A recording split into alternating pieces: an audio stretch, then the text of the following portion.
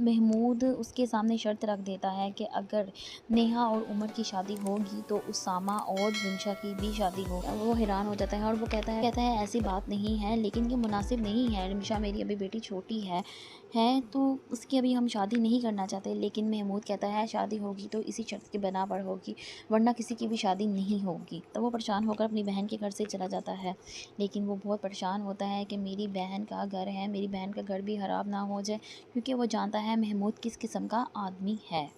پھر وہ گھر جا کر اپنے بیٹوں سے مشورہ کرتا ہے، اپنی بیوی کو بتاتا ہے۔ سب بہت زیادہ غصہ کرتے ہیں کہ عمر غصہ کر کے اپنے روم میں چلا جاتا ہے۔ وہ کہہ دیتا ہے کہ اگر پھپھا کو یہ رشتہ پسند نہیں تھا تو انہوں نے اتنی لمبی بات کیوں کی، وہ صاف ہی انکار کر دیتے، انہوں نے رمشا کا ہاتھ کیوں مانگا۔ وہ غصے میں اندر چلا جاتا ہے اور عمر کا باپ اس کو آوازیں دیتے رہ جاتا ہے، وہ غصے میں بات ہی نہیں سنتا۔ سب بیٹھے ہوئے چپ ہو جاتے ہیں اور رمشا کی ماں بولنا شروع کر دیتی ہے، ایسا کبھی ہو ہی نہیں سکتا محمود آپ، کیونکہ وہ تو پہلے ہی نہیں چاہتی تھی کہ نیہا اس گھر میں آئے، مریم کے ساتھ وہ شادی کرنا چاہتی تھی، اسی لیے تو وہ اپنے شوہر کو بولنا شروع ہوگی کہ آپ محمود سے کہہ دیں ہم نے کوئی رشتہ نہیں کرنا، ہمیں نہ ہی میرے بیٹوں کو رشتوں کی کمی نہیں ہے، ہم بہت اچھی جگہ پہ اپنی بیٹا بیٹی کے رشتے کر لیں گے، ہمیں ضرورت نہیں ہے۔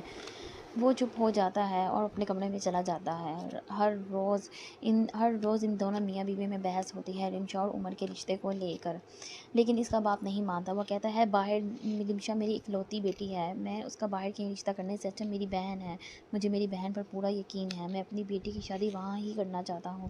لیکن اس کی ماں بہت زیادہ اعتراض کرتی ہے، وہ کہتی ہے کہ رمشا کو بہت زیادہ عیش و آرام کی زندگی گزارنے کی عادت ہے، وہ اس طرح تنگ دستی میں زندگی نہیں گزار سکتی۔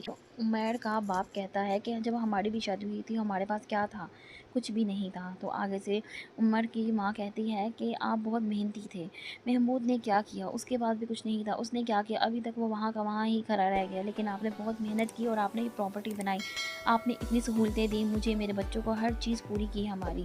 ان کی بحث ہر روز ہوتی رہتی تھی۔ کچھ دن گزر کے نیہا کا باپ بھی چپ رہا اور رمشا کا باپ بھی چپ رہا، لیکن کچھ دنوں کے بعد نیہا کے باپ کو محمود کو بہت غصہ آیا اور محمود نے اپنی بیوی نہیں کو جا کر کہا کہ تم اپنے بھائی صاحب کو فون کر کے کہو ابھی کہ ابھی ان سے پوچھو وہ رشتہ کرنا چاہتے ہیں یا نہیں کرنا چاہتے، ان کو کہو اگر رشتہ ہوگا نیہا اور عمر کا تو حمزہ کا بھی رشتہ ہوگا رمشا کے ساتھ۔ نہیں کہتی ہے کہ نہیں میں ایسا کچھ بھی نہیں کہوں گی، کیونکہ رمشا ان کی بیٹی ہے، ان کا حق ہے، وہ جہاں اپنی بیٹی کا رشتہ کرنا چاہتے ہیں وہاں ہی کریں گے۔ محمود کو غصہ آ جاتا ہے اور وہ کہتا ہے تم کیا چاہتی ہو کہ میں تمہارا ہاتھ پکڑ کے تمہیں گھر سے باہر نکالوں تو تمہیں پتہ لگے گا جو میں کہہ رہا ہوں وہ تم کرو۔ نہیں کہتی ہے میں ایسا نہیں کروں گی، وہ اس کا ہاتھ پکڑتا ہی ہے تو وہ چپ کر جاتی ہے۔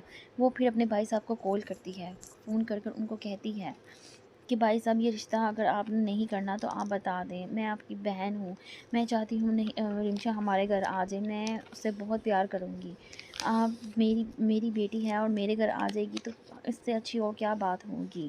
وہ اپنے بھائی کو کہتی ہے شاید آپ میری تنگ دستی کی وجہ سے آپ شادی نہیں کر رہی رمشا کا یہاں پر، لیکن وہ پھر بھی وہ چپ کر جاتے ہیں۔ وہ کہتے ہیں کہ تمہیں میں نے پہلے کہا تھا کہ ایسی باتوں میں تھوڑا ٹائم لگتا ہے، کیونکہ وہ چاہتا تھا کہ میں اپنے بچوں کو رمشا کو اور سب کو بلا کر پوچھ کر پھر ہی ہاں کروں۔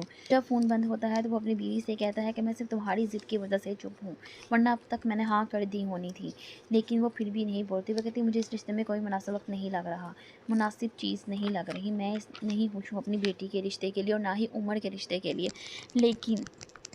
لیکن نیہا کا باپ کہتا ہے کہ میں ایک بار پوچھ لوں گا رمشا سے، اگر رمشا نہ کہے گی تو میں یہ رشتہ نہیں کروں گا، اور اگر رمشا چپ رہی اور اس نے نظریں جھکا لیں تو اس کا مطلب ہے کہ وہ ہاں کرے گی، تو میں یہ رشتہ کر دوں گا اور میں اپنی بیٹی کا ہی ساتھ دوں گا اگر اس نے ہاں کی تو۔ دوسری طرف شمیلہ اپنی خالہ کا دماغ خراب کرتی رہتی ہے کہ آپ کسی طریقے سے یہ رشتہ کروائیں، اور اس کی ماں بھی آ جاتی ہے۔ وہ کہتی ہے بچوں تم نے مجھے دھوکہ دیا ہے، میں تو سمجھ جاؤں گی لیکن مریم میری معصوم سی بچی کیسے سمجھے گی، وہ تو عمر سے بہت محبت کرتی ہے، ہماری ان باتوں کی وجہ سے اس کے دماغ میں بس ایک ہی بات ہے کہ بس اس کی شادی ہوگی تو صرف عمر سے ہوگی، میں کیا کروں۔ وہ کہتی ہے کہ میں کیا کروں، تمہارے بھائی صاحب بالکل بھی میری بات سننے کو تیار ہی نہیں ہیں۔ آگے سے شمیلہ کہتی ہے کہ آپ بابا کو کیوں کچھ کہہ رہی ہیں؟ آپ عمر سے کہیں کہ وہ شادی سے انکار کر دے۔ اگر وہ شادی سے انکار کر دے گا تو سارا مسئلہ ہی حل ہو جائے گا۔ اس کی خالہ کہتی ہیں ہاں یہ بات ٹھیک ہے، میں آج ہی عمر سے بات کرتی ہوں۔ وہ سب خوش ہو کے پھر چپ ہو جاتے ہیں کہ ان کو یہ لگتا ہے کہ عمر انکار کر دے گا، لیکن عمر تو نیہا سے پیار کرتا ہے۔ وہ جب اپنے بیٹے کے پاس جاتی ہے، انکار کا کہنے جاتی ہے کہ تم نا اس شادی سے انکار کر دو، تو وہ آگے سے کہتا ہے ماما میں کیوں انکار کروں، کیونکہ میں تو نیہا کو پیار کرتا ہوں۔ وہ ایک دم سے پریشان ہو جاتی ہے۔